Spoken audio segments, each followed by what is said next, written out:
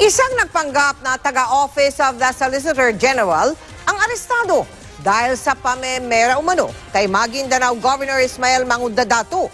Ang modus ng suspect tinutukan ni John Consulta. Exclusive.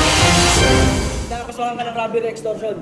Arestado ang suspect si Ali Mustafa, ang target ng operasyon ng NBI Special Task Force. Ayon sa NBI, nagpanggap na taga-tanggapan ng Office of the Solicitor General sa ilalim ng grupong Task Force Crusaders ang grupo ng suspect na nagpadala ng sulat kay Maguindanao Governor Ismael Toto Mangudadato.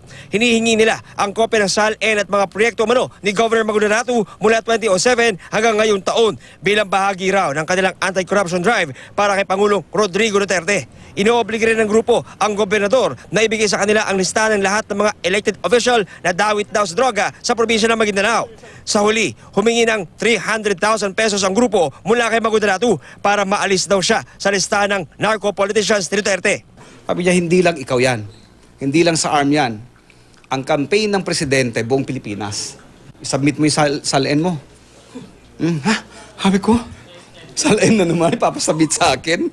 Sabi ko, bakit ko isasubmit sa'yo? Napapasalamat ako sa NBI. Napakagaling ng kanilang tulong. Kahit sino man. Hindi lang sa akin, kundi para doon sa mga bibiktimahin pa niya. Mariin namang itinanggi ng suspect ang palatang. Nag-voluntary po kami, nag-member kami sa Task Force Crusader. Alang-alang po kay Pangulo para po lumabas na yung mga drug lords at saka yung nagnanakaw ng project sa buong ARMM. Pero humingi po kayo ng pera daw. Hindi kami humingi ng pera. Nabawi ang 300,000 pesos na mark money mula sa suspect. Patuloy naman ang follow-up operation laban sa iba pang kasamahan ng suspect. So ang ikakaso natin dito sa nahuli nating suspect sa entrapment operation ay robbery extortion. Kung mayroong mga ibang politiko na nilapitan ito o na biktima nitong taong to, maaari sana na pumunta kayo dito sa opisina at makipag-coordinate kayo at isasama namin yung reklamo ninyo doon sa reklamo ni Governor Mangudadato para maparusahan itong mga taong to. John Consulta, nakatutok, 24 oras.